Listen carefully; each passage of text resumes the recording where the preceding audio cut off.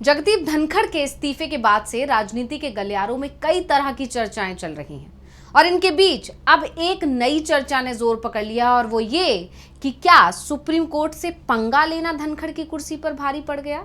क्या धनखड़ का supreme court के खिलाफ बयान देना ही उनकी कुर्सी जाने की वजह बन गया। ऐसे में यह समझने की जरूरत है कि आखिर इस तरह के दावे क्यों किए जा रहे हैं, क्या इन दावों का कोई आधार है।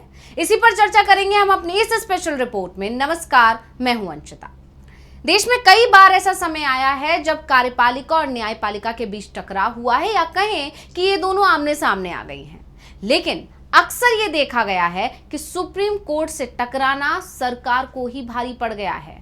हालांकि सरकार और सुप्रीम कोर्ट की इस लड़ाई में बलि का बकरा अक्सर कोई और बन जाता है, लेकिन ये साफ है कि सरकार को समझ में आ जाता है कि सुप्रीम कोर्ट से टकराना बड़ी मुसीबत बन जाएगा। खासकर मोदी सरकार के सत्ता में आने के बाद से ऐसे कई मौके आए हैं जब कार्यपालिका और न्यायपालिका के बीच टकराव हुआ है और फिर सरकार ही उल्टा घिर गई है, जैसा कि धनखड़ और सुप्रीम कोर्ट के बीच पिछले दिनों चली जुबानी जंग में देखा गया और फिर खबर आई कि धनखड़ ने अपने पद से इस्तीफा दे दिया। अब उन्होंने खुद इस्तीफा दिया है या उनसे जबरदस्ती लिया गया है, इस पर बहस चल ही रही है। लेकिन धनखड़ ने अपने इस्तीफे की वजह अपने स्वास्थ्य कारणों को बताया, लेकिन ये बात किसी को हजम नहीं हो रही, क्योंकि जगदीप धनखड़ इस्तीफा देने से 11 दिन पहले तक ये कह रहे थे कि वो अपने 5 साल के कार्यकाल को पूरा करेंगे। और आखिर क्या हुआ कि उन्होंने 2 साल पहले ही कुर्सी छोड़ दी, अपने पद से अचानक इस्तीफा दे दिया। हालांकि इसको लेकर कई तरह की चर्चाएं चल रही हैं और जो बड़ी वजह निकल कर आ रही है वो ये है कि जस्टिस यशवंत वर्मा के खिलाफ विपक्ष की तरफ से जो महाभियोग का प्रस्ताव जो लाया गया उसको नोटिस में लेना माना जा रहा है। लेकिन असल कारण सिर्फ विपक्ष के प्रस्ताव को नोटिस पर लेने का नहीं है, बल्कि बात इससे कहीं आगे की है। राजनीति के पंडितों का मानना है कि असल वजह जगदीप धनखड़ का जुडिशरी से पंगा लेना था। देश के उपराष्ट्रपति जैसे पद से इस्तीफा देने की वजह सामान्य या छोटी बात तो नहीं है, बल्कि जगदीप धनखड़ को लेकर बीजेपी का मन बदलने की वजह बड़ी वजह है। धनखड़ साल 2022 में भारत के उपराष्ट्रपति बने थे। इसके बाद से लगातार चर्चा में वो बने हुए हैं। जस्टिस यशवंत वर्मा का मामला सामने आने के बाद धनखड़ एनजीएसी जैसी संस्था को बहाल करने के लिए मोर्चा खोले हुए थे। अब यहां पर एनजीएसी शब्द का इस्तेमाल किया गया, यानी कहा जा सकता है कि एनजीएसी का भूत एक और कुर्सी निगल गया। अब क्यों कहा जा रहा है ऐसा, इसे सिलसिलेवार समझना पड़ेगा। तो सबसे पहले शुरुआत करते हैं ये जानने से कि आखिर एनजीएसी है क्या, जिसका नाम जो भी लेता है उसे अपनी कुर्सी से हाथ धोना पड़ता है। साल 2014 में संसद ने कॉलेजियम सिस्टम को बदलने के लिए 99वां संविधान संशोधन और राष्ट्रीय न्यायिक नियुक्ति आयोग यानी एनजेएसी अधिनियम पारित किया। राष्ट्रपति की मोहर लगते ही यह कानून भी बन गया। एनजेएसी में कार्यपालिका के सदस्य जैसे कानून मंत्री, भारत के चीफ जस्टिस, सीनियर जज और 2 जाने माने लोग शामिल थे। इसे नियुक्ति प्रक्रिया को और पारदर्शी बनाने के लिए पेश किया गया था, लेकिन इस अधिनियम ने सरकार और सुप्रीम कोर्ट को आमने सामने लाकर खड़ा कर दिया और 2015 में सुप्रीम कोर्ट ने एनजेएसी को असंवैधानिक घोषित कर दिया। कोर्ट ने इसको लेकर कहा कि इससे संविधान के मूल ढांचे का उल्लंघन होता है, क्योंकि इससे न्यायपालिका की स्वतंत्रता खतरे में पड़ती है। कोर्ट ने यह भी कहा कि नियुक्ति प्रक्रिया में कार्यपालिका के सदस्यों की उपस्थिति शक्तियों के बंटवारे के सिद्धांत के खिलाफ है। कोर्ट ने कॉलेजियम सिस्टम को फिर से लागू कर दिया, यानी सुप्रीम कोर्ट के तेवरों ने बता दिया था कि वो कोर्ट के मामले में सरकार की मनमर्जी नहीं चलने देगा, या कहें कि सरकार का कंट्रोल नहीं होने देगा। इसके बाद जब ये टकराव लगातार बढ़ रहा था तो मामले को शांत करने के लिए मोदी सरकार ने 2016 में डीवाई सदानंद गौड़ा से कानून मंत्रालय वापस ले लिया। आपको बता दें कि जब ये अधिनियम पारित किया गया था, जब ये कानून बना था, उस वक्त देश के कानून मंत्री डीवाई सदानंद गौड़ा थे।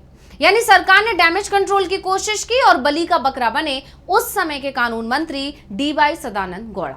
इसके बाद रविशंकर प्रसाद को कानून मंत्री बनाया गया और उन्होंने अपने कार्यकाल में सुप्रीम कोर्ट के खिलाफ कोई भी बयान नहीं दिया, यानी उन्हें पहले से ही पता था कि सुप्रीम कोर्ट से किसी तरह का पंगा नहीं लेना है। अगर ऐसा किया तो कुर्सी खतरे में पड़ जाएगी। हालांकि वो किसी और मामले में फंसे और उसके चलते रविशंकर प्रसाद को मोदी सरकार के दूसरे कार्यकाल में कानून मंत्री नहीं बनाया गया और उनकी जगह मिली किरण रिजिजू को।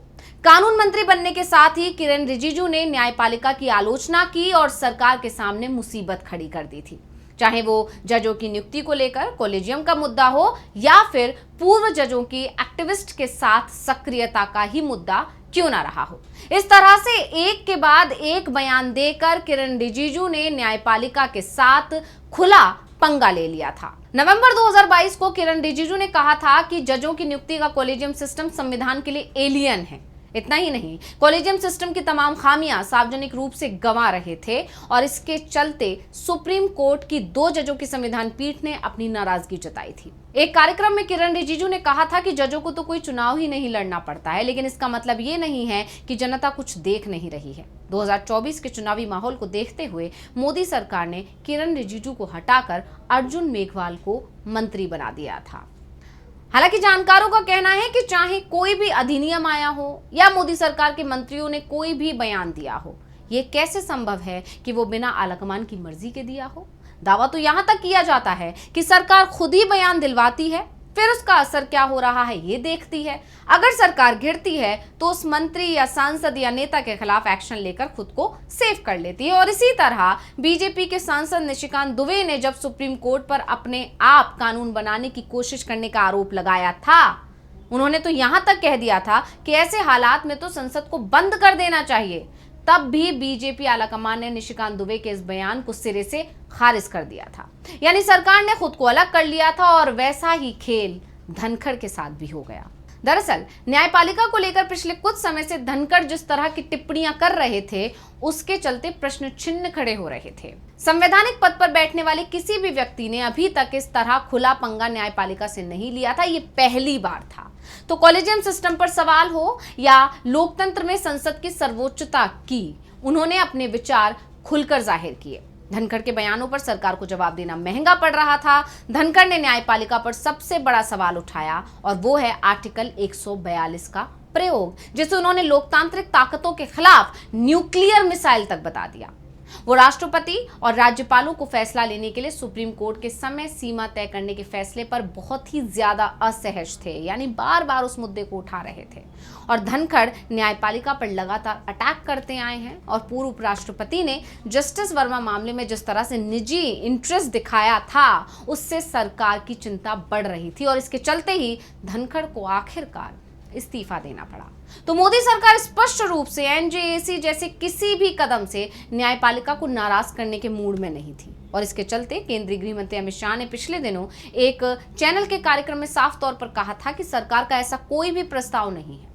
और इसके बाद भी जगदीप धनखड़ के इस मुद्दे पर लगातार सार्वजनिक बयान आ रहे थे और इसी वजह से मैसेज ये जाने लगा था कि ये जो बयान आ रहे हैं वो कहीं ना कहीं सरकार की वजह से आ रहे हैं और इसमें सच्चाई भी है। इसलिए सरकार ने खुद का बचाव किया और बलि का बकरा बना दिया जगदीप धनखड़ को। तो स्पेशल रिपोर्ट आपको कैसी लगी हमें कमेंट करके अपनी राय जरूर दीजिएगा। इसी के साथ मुझे दीजिए इजाजत। देखते रहिए डीवी लाइव। नमस्कार।